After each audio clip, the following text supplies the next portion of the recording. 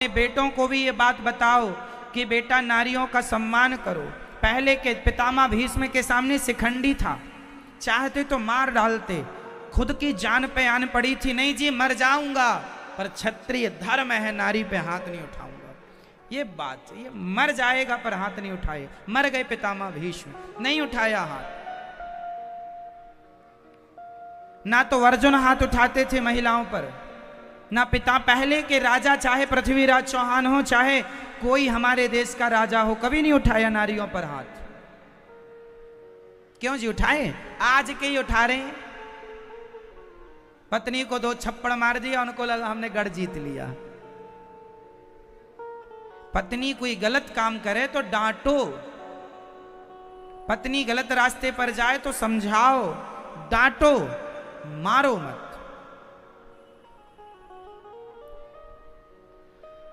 हमारे यहां कहीं आप कोई भी इतिहास पुराण पढ़ लीजिए, हमारे यहां कभी भी नारियों को मारने की बात नहीं लिखी। लिखी है? आपने सुनी कभी? हमारे यहां नारियों की पूजा होती है।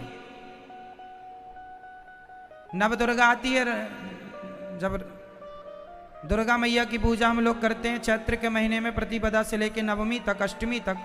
तो नवरात्रि में 9 देवियों की पूजा, हम 9 लड़कियों को, 9 बच्चियों को पाँव में माहौर लगा के, पाँव धो के उनको खिलाते पिलाते, आरती उतार के, दान दक्षिणा। हम तो देवियों की पूजा करते हैं।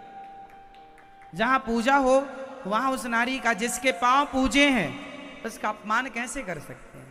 ठीक है, इसलिए नारी तो नारी होती है, नारी को लक्ष्मी के रूप में प्यार कीजिए। अरे नारी के लिए ही ना राम ने सेतु बना दिया समुद्र में, नारी के लिए ही रावण को चूर चूर कर दिया राम जी ने अपनी पत्नी के सम्मान के लिए। नारी के सम्मान के लिए महाभारत का युद्ध हुआ, नारी के सम्मान के लिए राम रावण का युद्ध हुआ। बोलो हाँ। इसलिए नारी निंदा ना करो, नारी निंदा ना करो। नारी नर की खान, नारी ने पैदा किए राम कृष्ण हनुमान। नारी ना होती तो राम ना होते, नारी ना होती तो कृष्ण ना होते, नारी ना होती तो ध्रुव और प्रहलाद ना होते, ना मीरा होती, ना चैतन्य महाप्रभु होते, ना सूर होते, ना कबीर होते, ना रैदास होते, ना रसखान होते। इसलिए मां, सम्मान करो नारी जात का। नारी मां है, तुम्हारी पत्नी तो है पर वो बच्चे की मां भी है। हाँ, इस एक नारी के अनेक रूप होते हैं। वो कभी मां होती है, कभी बहन होती है, कभी बेटी होती है, कभी पत्नी होती है। तुम्हारी नारी अभी जो आपकी पत्नी आपके बगल में बैठी है, इस समय वो आपकी कौन है? इस समय जब पत्नी पति के संग बैठकर कोई शुभ कार्य कर रही हो, तब वो अर्धांगिनी होती है। तब वो क्या होती है? अर्धांगिनी। तुम दोनों मिलकर पुण्य कर रहे हो। जब पत्नी अपने पति का किसी भी प्रकार से इलाज करती है, उसके सिर में दर्द, कमर में दर्द, पांव में दर्द, तेल लगाती है, घुटनों में, पांव में, तलवों में, माथे पे पानी की पट्टी रखती है, बुखार है, उस समय वो आपकी कौन होती है? कौन होती है? वो आपकी उस समय बहन के रूप में होती है, जो एक भाई की सेवा में लगी है। जब नारी आपको भोजन कराती है तो उस समय वो आपके मां के रूप में होती है। जब नारी आपको भोजन कराए उस समय वो आपकी मां के रूप में, पट्टी रखे तो बहन के रूप में, और किसी सिलसिले में सलाह देने लग जाए तो वही आपका मित्र बन जाती है, सबसे उत्तम मित्र बन जाती है। और जब आपकी पत्नी बनकर जब किसी संतान को पैदा करती है, आपके पुत्र को जन्म देती है, आपके लिए, जब वो आपके वंश के लिए, जब वो आपके तेज को अपने गर्भ में स्थापित करती है, तब वो आपकी पत्नी होती है, तब वो आपकी पत्नी होती है। हर समय नारी का रूप बदलता है, हर समय वो आपकी पत्नी नहीं होती कि पत्नी है तो कुछ भी है तो मारती रहो। समय समय पर भोजन कराते समय नारी कौन होती है? माता। इसलिए हर समय अलग अलग स्थिति परिस्थिति स्थितियों पर निर्भर करता है। इसलिए ध्यान रखना चाहिए अपनी पत्नी का और अपने पति का। एक छोटी सी कहानी आपको सुनाता हूं। एक बार क्या हुआ कि एक बहुत बड़ा पैसे वाला व्यक्ति था, उसको बहुत बड़ा नुकसान हो गया। फैक्ट्री डूबने पे आई तो उसकी पत्नी ने अपने सारे जेवर अपने गहने अपने पति को दे दिए। आप अपना बिजनेस बचाइए और आप सफल हो जाइए, मेरी पूरी दुआएं हैं।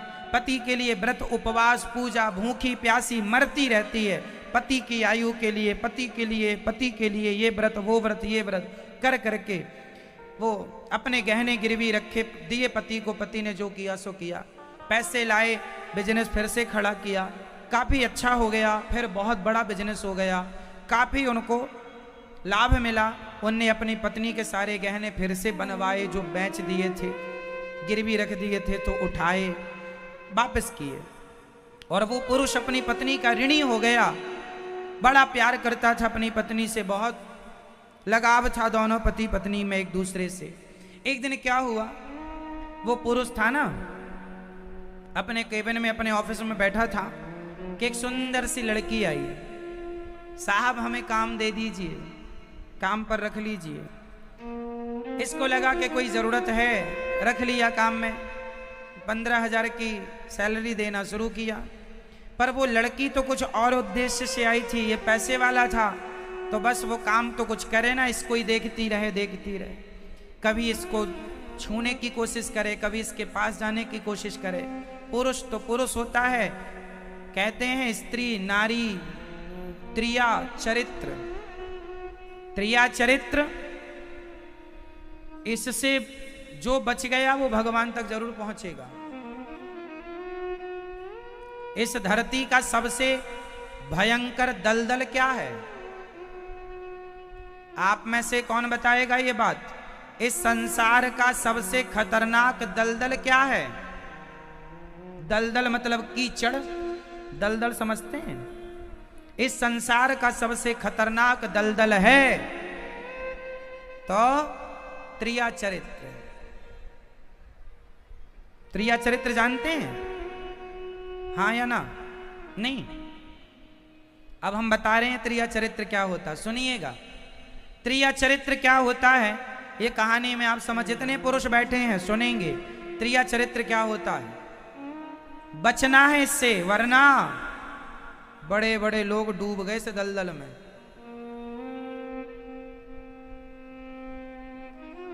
वो महिला बड़ी सुंदर लड़की थी, वो पैसे वाला था, फैक्ट्री का मालिक था। ये बार बार उसे जाती छूती, किसी बहाने से जाती और धीरे धीरे ये उसे देखने लगी, पुरुष भी देखने लग गया। दोनों एक दूसरे को समय देने लग गए, कॉफी पर चाय पर संग जाने लगे एक ही साथ। अब ये मालिक उसको घर छोड़ने जाता, धीरे धीरे दोनों करीब आ गए, दोनों में प्यार व्यार हो गया, दोनों ने अपना रिलेशन शुरू कर दिया। एक दिन लड़की ने कहा कि आप हमसे शादी क्यों नहीं कर लेते? आपकी पत्नी तो बूढ़ी हो गई है, कुछ रखा नहीं है, हमसे शादी कर लो। पुरुष तैयार हो गया। महिलाओं के चक्कर में जो उलझ जाता है फिर वो पूरे रूप से वो उसी की सुनता है, सुनता कहाँ किसी की, है ना? महिलाएं जिस पुरुष को अपने जाल में उलझा लें फिर वो ब्रह्मा की ना सुने। यही त्रिया चरित्र है। वो आदमी उलझ गया उस झूठी महिला के चक्कर में, बोला शादी करूंगा। दोनों ने शादी की डेट फाइनल कर ली, फलानी तारीख को शादी करूंगा। परंतु तुम्हारी तो पत्नी है, शादी तब कर सकते हैं जब अपनी पत्नी से आप तलाक लें। अब इसके सामने चुनौती ये थी कि मेरी पत्नी मुझसे बहुत प्यार करती है और एकदम सती सावित्री है, पतिव्रता, सपने में भी पराये पुरुष को कभी ना देखती होगी, इतनी अच्छी पत्नी है। ऐसी पतिव्रता नारी को छोड़ के ये वैश्या के चक्कर में उलझ गया। अब तो उस महिला ने कहा कि अपनी पत्नी को तलाक दे दो, छोड़ो उसको, हमारे संग रहो। वो भी उसकी बातों में आ गया। अब इसने हिम्मत जुटानी शुरू की कि मैं कैसे अपनी पत्नी से कहूं कि मैं तुम्हें तलाक देना चाहता हूं। तभी घटना घट गई दूसरी। इसकी पत्नी को कुछ दिनों से पेट में बड़ा दर्द था, तो डॉक्टर के पास चली गई बिना पति को बताए। अब ये उस महिला की बात, जो पत्नी थी इसकी रियल, वो डॉक्टर के पास गई, जो उनका डॉक्टर था। डॉक्टर ने ब्लड टेस्ट किया कि क्या चेक है, तो उस डॉक्टर ने देखा तो इसके ब्लड में, इसके खून में कैंसर था, इसे ब्लड कैंसर था। पर चूंकि आदमी छोटा मोटा दर्द सह लेता, रहे ऐसे ही है, सर्दी है, जुकाम है, इसे दर्द तो बहुत पहले से था, लेकिन बताई किसी से नहीं कि हो जाएगा हो जाएगा, गोलियां ही खाती रही, पैरासीटामोल ले लिया, चलो ठीक है। परंतु आज डॉक्टर ने चेकअप किया तो बताया कि आपको ब्लड कैंसर है, और ज्यादा से ज्यादा इतना फैल चुका है कि अब कोई दवाई काम नहीं करेगी। ज्यादा से ज्यादा 7 दिन की जिंदगी है आपकी, 7 दिन बाद आपकी मृत्यु हो जाएगी। ये बात पत्नी को पता चल गई कि मुझे ब्लड कैंसर है। इसने अपने पति को नहीं बताया कि कहीं मेरे पति टेंशन ना पालें, पर क्या पता था कि मेरा पति तो मुझे तलाक देने वाला है, इसे कोई खबर नहीं थी। ये घर चली आई और आज इसके पति ने मूड बना रखा था। इसने सोचा कि आज मैं अपने पति को बताऊंगी कि बस तुम्हारा हमारा रिश्ता 7 दिन का और है। ये सोच रही थी कि आज मैं पति से कैसे कहूं कि अब हम आपसे बिछड़ने वाले हैं, कोई इलाज नहीं है इस ब्लड कैंसर का, पूरे शरीर में फैल चुका है, कितनी भी दवाई करा लो, बचना तो संभव, 7 दिन की जिंदगी है। आज पत्नी ने सोचा कि मैं अपने पति को बताऊं कि मैं 7 दिन में मर जाऊंगी, और आज उसके पति ने भी मन पक्का बना लिया। आज उसने सोचा कि आज मैं कह ही दूंगा कि आज मैं तुमसे तलाक लेना चाहता हूं।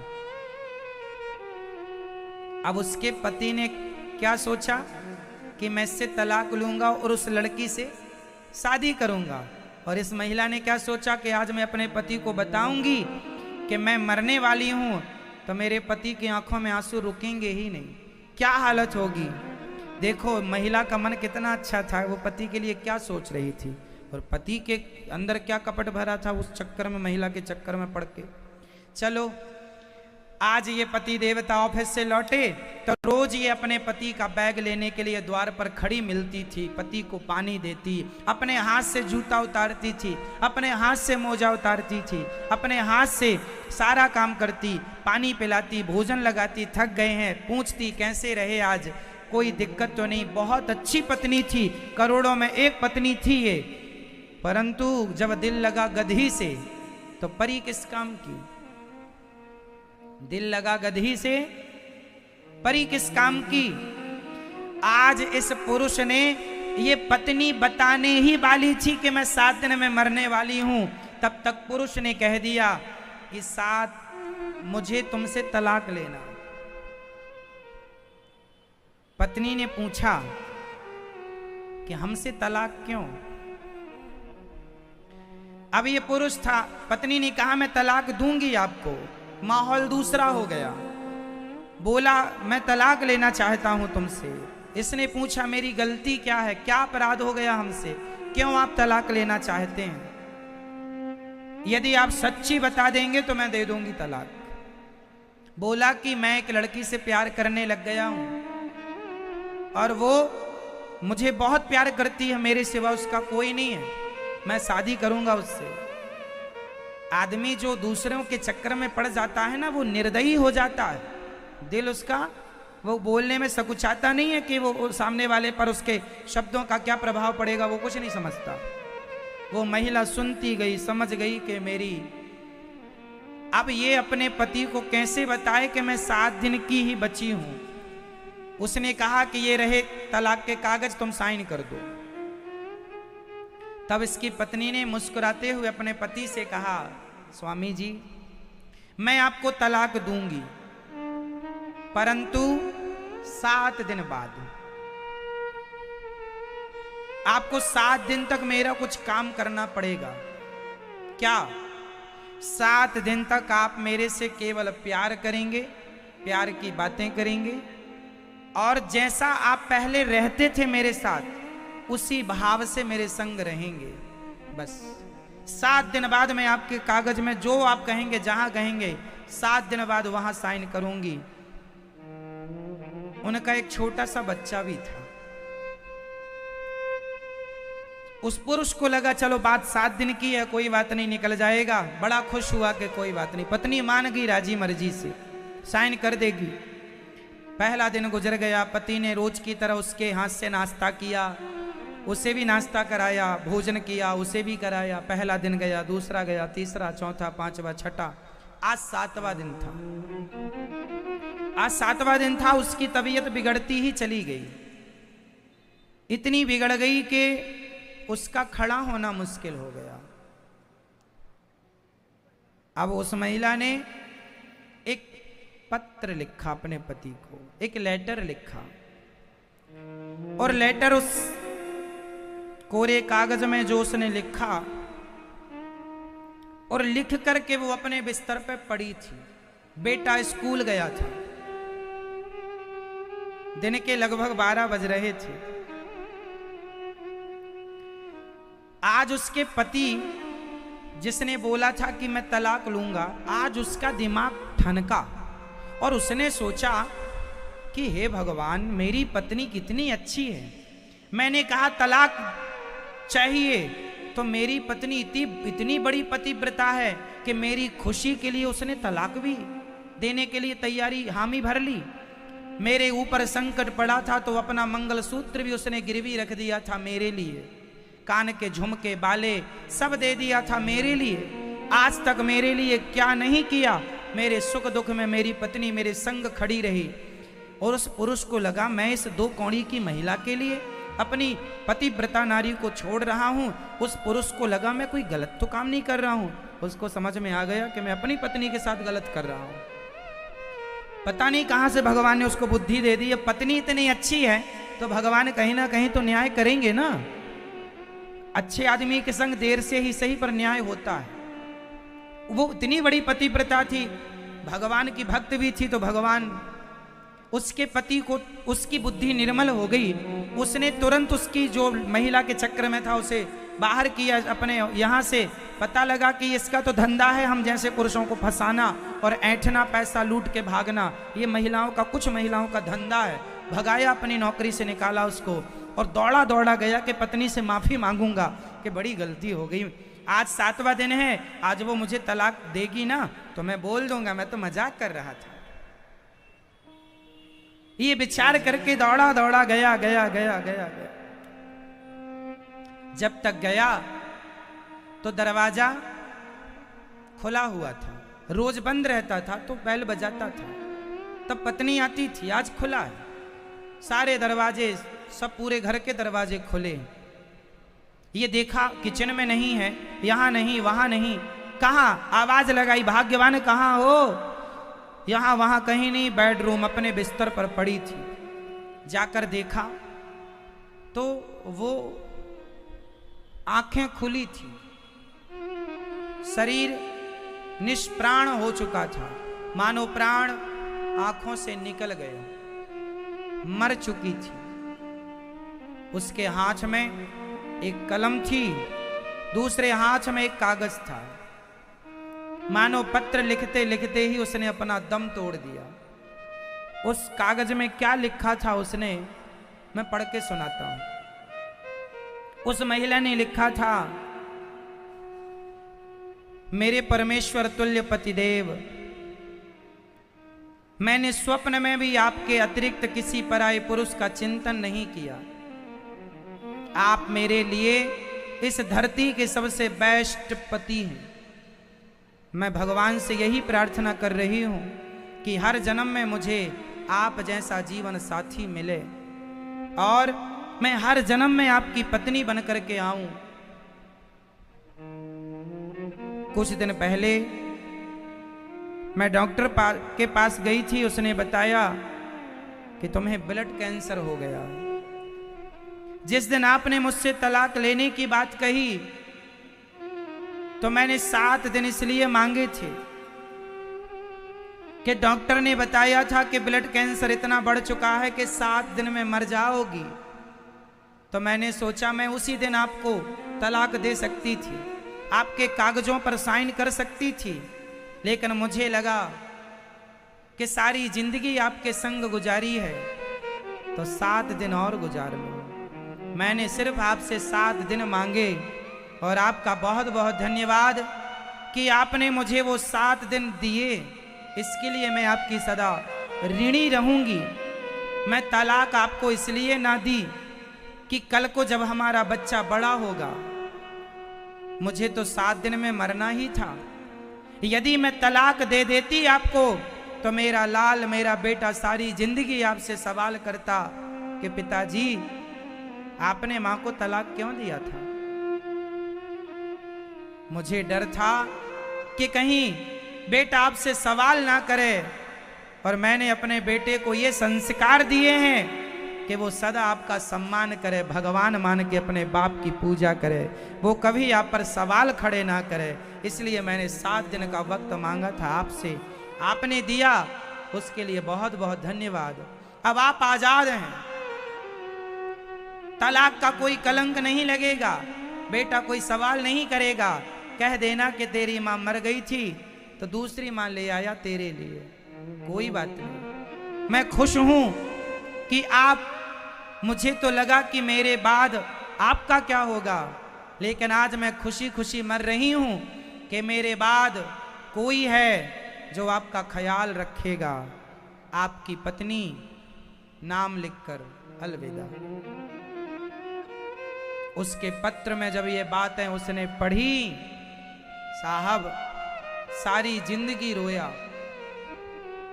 सारी जिंदगी रोया कि ऐसी पत्नी पाकर मैं उसको उसके जीवन के अंतिम 7 दिन में मैं ये भी ना पूछ सका कि तुम्हारी तबीयत कैसी है। इतना पैसा कमाया, इतना नाम कमाया, लेकिन अपनी पत्नी को एक गोली ना खवा पाया कि शायद वो गोली खाती, अच्छे से अच्छा इलाज देता, शायद बच जाती। तसल्ली तो होती कि मैंने इलाज कराया है, इलाज भी ना कराया। क्या नहीं दिया था पत्नी ने, लेकिन किसी पराई नारी के चक्कर में आपने उस पतिव्रता नारी के ना भावों को समझा, ना भावनाओं की कद्र की। जो मुंह में आया कह दिया। अब बचा है केवल पछतावा, पश्चाताप। इस पश्चाताप की अग्नि में जब तक आप जिएंगे जलते रहेंगे, जलाती रहेगी ये अग्नि। जिन पुरुषों की पत्नियां मर जाती हैं साहब, उन पुरुषों से पूछना कि पत्नी की वैल्यू क्या होती है, पत्नी की कीमत क्या होती है। पत्नी ही ख्याल रखती है, आपको भोजन, चाय, पानी, नाश्ता, दवाई। बेटा तो सुनता नहीं है, माँ ही बोलती है बेटा आज तेरे पिता की तबीयत बिगड़ी है, जल्दी से ले जा, वरना बीमार भी पड़े रहोगे।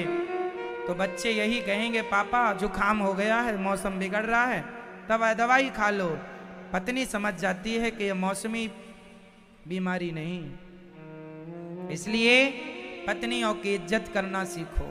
उसको भी दर्द होता है, उसका भी दिल धड़कता है, वो भी इंसान है, जानवर नहीं है। इसलिए भावनाओं के साथ खिलवाड़ ना करो। हर पुरुष को अपनी पत्नी की इज्जत करना चाहिए। पत्नी का रूप कैसा है, सांवली है, गोरी है, दिखने में कैसी है, ये कोई बात नहीं है।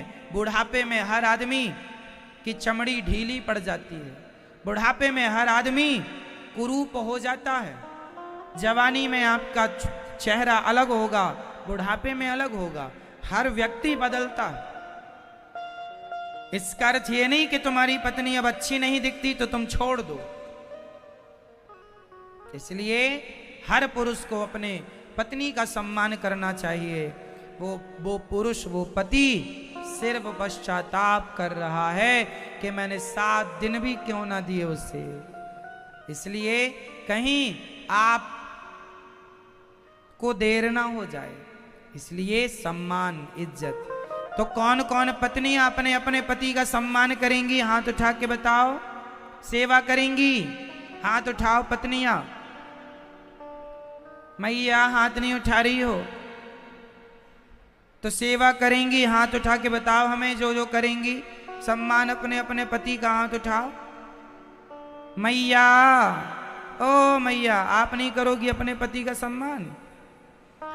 और सारे पुरुष लोग हाथ उठाएं, कौन कौन अपनी पत्नी का सम्मान करेंगे, आदर करेंगे? उठाओ अपना हाथ। किसी दूसरे के चक्कर में, किसी महिला के चक्कर में ना उलझ जाना, वरना ना घर के रहोगे ना घाट के। आज मार्केट में बहुत महिलाएं ऐसी फ्रॉड मिल जाती हैं जिनका धंधा ही है आपको फंसाना, आपको उलझाना और आपको बदनाम करना, धमकी देना, बाद में पैसों के लिए ठगी करना। लोगों का धंधा चल रहा है आजकल। तो नाना प्रकार के बिजनेस धंधे चल रहे हैं। महिलाओं, कुछ महिलाओं ने यह भी धंधा खोल रखा, अच्छे पुरुषों को फंसाना, पैसे वालों को, बाद में उनको लूटना। पैसे लाओ, हमने ब्लैकमेल करना, उनके संग कोई संबंध बना के वो एविडेंस रख लेना, फोटो वीडियो, लूटते रहना सा। इसलिए पराई नारी से 4 हाथ दूर रहिए, 4 हाथ दूर से बात करिए। पराई नारी तो पर नारी पैनी छुरी, पर नारी पैनी छुरी, 3 तरफ से खाए, धन हरे यौवन हरे और घोर नरक ले जाए। इसलिए पराई नारी से जो बच गया वो भगवान के धाम जरूर जाएगा, और जो उलझ गया उसका लोक परलोक दोनों बिगड़ जाएगा। रावण पड़ गया पराई नारी के चक्कर में, सर्वनाश हो गया। आज तक पुतले जल रहे हैं दुष्ट के, हाँ या ना? जल रहे हैं कि नहीं? माता सीता को हर लिया, आज तक पुतले जल रहे हैं। कहीं आपके पुतले ना जलें, इसका ख्याल रखिएगा, गलत ना हो आपके साथ। इसलिए त्रिया चरित्र बड़ा खतरनाक दलदल है, इसलिए बचेंगे। कौन कौन बचेगा त्रिया चरित्र से? हाथ उठा के बता दो भैया। बचोगे? पराई स्त्रियों से ज्यादा मुंह ना लगा करो लोगों के। पुरुषों की तो ऐसी होती है, कोई महिला जरा पता पूछ ले तो वो छोड़ के आता है, चल मैं छोड़ के आता हूं तुझे तेरे घर। इतना दयालु होता है पति। खुद की मां प्यासी मर रही हो तो पानी ना पिलाएगा, वो पड़ोसन पता पूछ ले तो घर तक पहुंचा के आता है।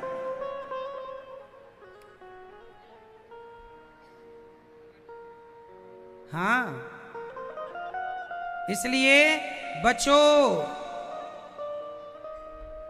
सूपनखा जैसी नारियां बहुत घूम रही हैं। सूपनखा राम जी से कहती है तुम बड़े सुंदर हो।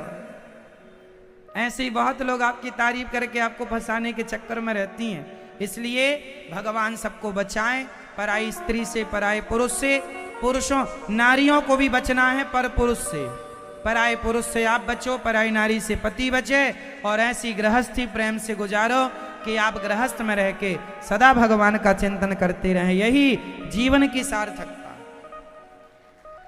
यहां वहां ना जाए आपका मन, दिल दिमाग कुछ ना जाए। ठीक है?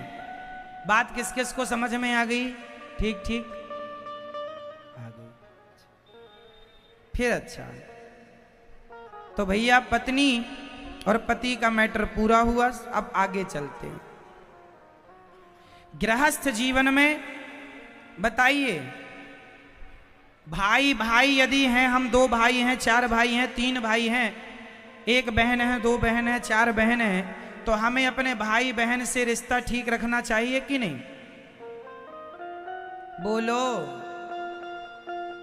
आपको अपने भाई से लड़ना चाहिए कि प्यार से रहना चाहिए? बोलो। सुनो भैया ध्यान से, सब लोग सुनेंगे। आप अपने भाई से झगड़ा करें कि प्यार से रहें? आप लोग प्यार से रहते हैं? कौन कौन भाई प्यार से रहते हैं? हाथ उठाओ। आप रहते हैं प्यार से? आप भाई से झगड़ा तो नहीं होता? आप जी का भाई भाई प्यार से हो? कोई विवाद तो नहीं है आप लोगों का? भाई भाई प्यार से रहो। आजकल जरा जरा सी बातों में आप भाई भाई लड़ जाते हैं। अरे एक भैया राम भरत जी हैं, मर जाओगे सब। जिस भाई के संग खाया करते थे, जिस भाई के संग सोया करते थे, आज उस भाई के संग जरा सी बात हो गई तो आप लड़ गए छोटी सी बात पर। रिश्तों में झगड़ा ना हो, प्यार बना रहे, है ना, प्यार बना रहे। रिश्ते जरूरी होते हैं। आजकल लोग वैष्णव देवी की यात्रा पे जाते हैं, इतनी लंबी चढ़ाई चढ़ते हैं। एक भाई मेरे पास आया, मैं बोला कहाँ से आ रहे हो? बोले वैष्णव देवी से आ रहे हैं, अमरनाथ की यात्रा करके आ रहे हैं। हमने कहा अच्छा। हमने कहा तुम्हारा भाई कहाँ है? बोले हम अपने भाई से बात नहीं करते, कई साल हो गए, हमने देखा भी नहीं उसकी शकल। क्यों नहीं देखते? नहीं देखते, पटती नहीं है महाराज। हमने कहा भैया वैष्णव देवी की 14 किलोमीटर की चढ़ाई चढ़ना सरल है, अपने भाई रूठे भाई के घर जाकर उसकी 4 सीढ़ी चढ़कर कान पकड़कर सॉरी कह देना, रूठे भाई को गले लगा लेना बहुत कठिन है। रूठे भाई को मना ना पाए तो दुर्गा माता क्या मानेंगी, वैष्णव मैया क्या मानेंगी, और शंकर जी क्या खुश होंगे आपसे। इसलिए प्यार, रिश्तों में प्रेम चाहिए। भाई भाई, आज हमारे देश में सबसे ज्यादा कोर्ट कचहरी में फाइलें सबसे ज्यादा भाई भाइयों की हैं, लड़ रहे हैं। प्यार से अपनी बात क्यों नहीं कर लेते? क्यों बात बात पे झगड़ा? इसलिए प्यार से, झगड़े से नहीं। कोई बात भाई ने कह दी तो कह दी, बात कह दी, भाई है ठीक है। अरे भाई कमाओ अपना अपना, चूल्हा अपना अपना, घर अपना अपना, सब अपना अपना रखो, अलग अलग कोई बात नहीं। आप बाहर से अलग अलग दिखो, कोई बात नहीं। चूल्हा अलग है, कमाई अलग है, फैक्ट्री अलग है, दुकान अलग है, घर अलग है, सब अलग, पर भीतर से तुम दोनों एक बन के रहो। जीवन में तो जीवन अच्छा चलेगा। गृहस्थी में रिश्तों की बहुत जरूरत पड़ती है ना। आप लड़ेंगे, आपके बच्चे क्या सीखेंगे? इसलिए प्यार से। 2 भाई थे, बड़ा लड़ते थे आपस में। तेरा मुंह मैं नहीं देखूंगा, हाँ तेरा भी मैं नहीं देखूंगा। मैं एक सवाल करूं आपसे, ये बताओ आप कितना भी लड़ लो भाई भाई, लेकिन ये बताओ जब भाई मरेगा तो उसके मरने पर जाओगे कि नहीं? जो लड़ते हैं, मैं उन भाइयों से सवाल कर रहा हूं, सबसे नहीं। बताइए जब आपका भाई मरेगा तो भाई के मरने पर जाओगे कि नहीं? बोलो, जाओगे? क्यों? जब जिंदा था तुम्हारे प्रेम की जरूरत थी, तुम्हारी जरूरत थी, तब तुमने जरा जरा सी बातों की गांठ बांध ली और लड़ते रहे। जीवन का भरोसा नहीं है। भाई के मरने पर जाओगे तो लोग कहेंगे जिंदा था तो आया नहीं, मर गया तो आंसू बहाने आ गए। तो क्या तुम्हारी अब जरूरत है आंसुओं की? आंसू बहाने वाले तो बहुत मिल जाएंगे, अर्थी को कंधा देने के लिए भी बहुत मिल जाएंगे। तुम नहीं आओगे तो भी वो मर ही गया है, आगे का प्रोसेस भी हो ही जाएगा। लेकिन इंसानियत के नाते भाई भाई में प्रेम, बोल चाल चालू रहे और प्रेम से आप अपना गृहस्थ जीवन चलाएं, प्रेम के साथ। रही बात देवरानी जेठानी की, तो देवरानी जेठानी बहुत लड़ती हैं, सब ने कुछ। आप में से कितनी देवरानी जेठानी आपस में लड़ती हैं? हाथ उठा लो ईमानदारी से। आप लड़ती हैं? नहीं। आप जी, कहाँ आपकी पत्नियां? घर पे हैं, लड़ती हैं? नहीं। मैया आप देवरानी हो कि जेठानी हो, लड़ती हो? नहीं। आपस में ना लड़ा करो।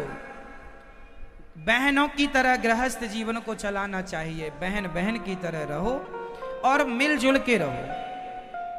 कल को जेठानी मरेगी, देवरानी मरेगी, आना जाना पड़ेगा, रिश्ते हैं, निभाना पड़ता है। हंस के निभाओ, रो के निभाओ। इसलिए आप अपने पैसे अपने पास रखो, पर प्यार की 2 बातें।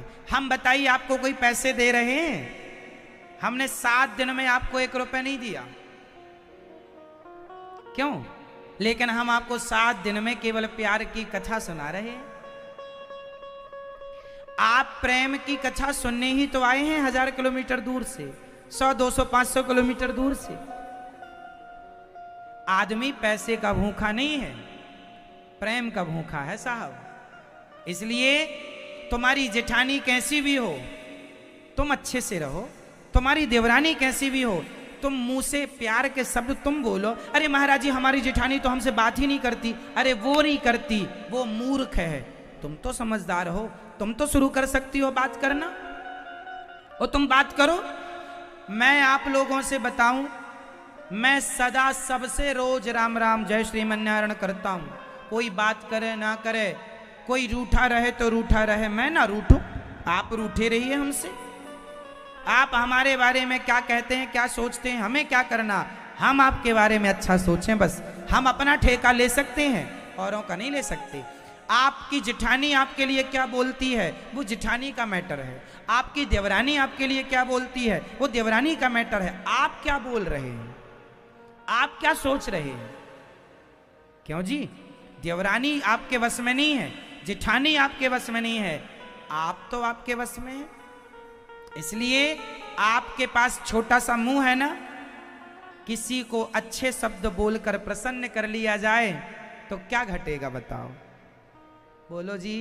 आप अपनी जेठानी से राम राम बोलो, बहन कैसी हो, इतना कह नहीं, बड़ा एटीट्यूड। हम क्यों बात करें महाराज जी अपने से? अरे काहे इतना घमंड करती हो, मर जाएगी 2 कौड़ी की महिला, मुट्ठी भर राख बन जाएगी। अकड़ रावण की ना चली, तुम्हारी चलेगी?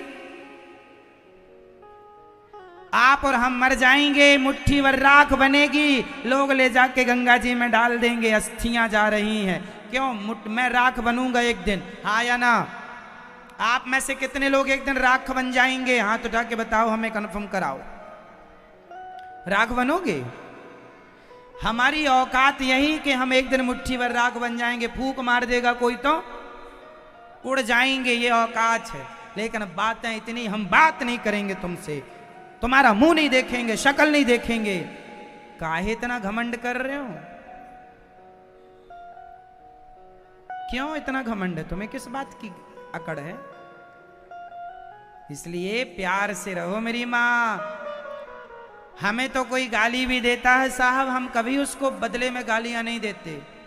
कोई हमसे कहे हम आपसे बात नहीं करते, तुम ना करो, पर आप हमारे सामने आओगे तो हम जय श्रीमन्नारायण तो कर ही लेंगे। आप करो ना करो, हम तो करेंगे भैया। राम राम, जय श्री कृष्णा, सीताराम, हम तो करें, तुम करो ना करो। बोलो हाँ।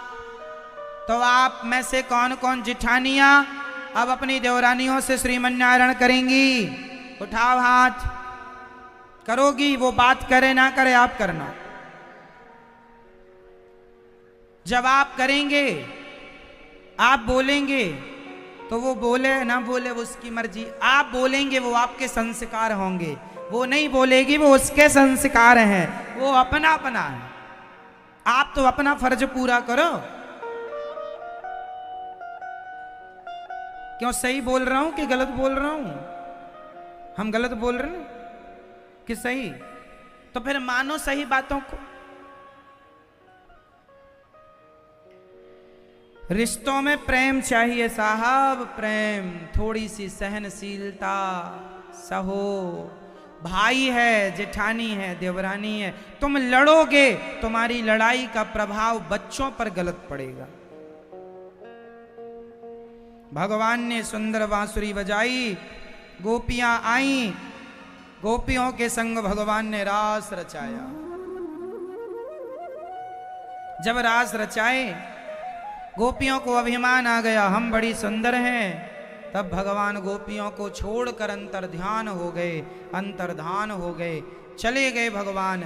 जब भगवान गए, गोपियां तड़पने लग गईं, हे गोविंद कहाँ हो? तड़प करके गोविंद को पुकारा है। श्रद्धा से लीला आज भी चल रही है, कोई रुकी नहीं है। भगवान की ये जो लीलाएं हैं, ये नित्य लीलाएं हैं, कभी खत्म ना होने वाली लीलाएं हैं। रास के बाद ठाकुर जी ने सुदर्शन और शंखचूड़ नाम के दैत्य पर कृपा की, अरिष्टासुर का उद्धार किया और केसी और व्योमासुर को भगवान ने मारा है। भगवान को लेने अक्रूर जी आए हैं। अक्रूर जी भगवान को लेकर जाने लगे, और जब भगवान को लेकर जाने लगे तो गोपियों ने रास्ता रोका है, हमें छोड़कर ना जाओ गोविंद। भगवान ने कहा ठीक है, 2 दिन में हम आ जाएंगे। 2 दिन का आश्वासन देकर भगवान चले हैं। मथुरा पहुंचे हैं, कुब्जा पर कृपा की, धोबी पर कृपा की। कुब्जा ने भगवान को चंदन का दान दिया। कुब्जा ने भगवान को क्या दान दिया? चंदन का। भगवान कहते हैं कि मेरा भक्त मुझे जरा सा देता है तो मैं उसे बहुत देता हूं, इसलिए जरा सा ही सही देने का भाव बनाए रखो। सोचो को भगवान हमें ना दें फिर क्या होगा? हमें देते हैं कि नहीं भगवान? किसान को फसल के रूप में भगवान देते हैं। हमें और आपको सबको भगवान ही सब दे रहे हैं। इसलिए भगवान की संपत्ति है तो भगवान की सेवा में कुछ लगती रहे, है ना। दानवीर कर्ण जब मर के गए तो स्वर्ग में उन्हें सोने की रोटियां परोसी गई थी। आपको याद होगा, ये शायद सुना हो, चर्चा महाभारत की। दानवीर कर्ण जब मर के गए तो स्वर्ग में उन्हें सोने की रोटियां परोसी गई। तो कर्ण ने कहा कि भाई हमें सोने की रोटियां क्यों, कोई सोना खाएगा? इंद्र ने कहा आपने सारी जिंदगी केवल स्वर्ण दान दिया है। कर्ण ने सारी जिंदगी केवल स्वर्ण दान दिया है, आपने अन्न दान नहीं किया, इसलिए आपको सोने की रोटी। बोले ये तो बड़ा गड़बड़ है, अब कैसे करें? बोले आपके बच्चे यदि आपके नाम से कोई अन्न दान करते हैं तो उसके बदले आपको यहां मिलेगा।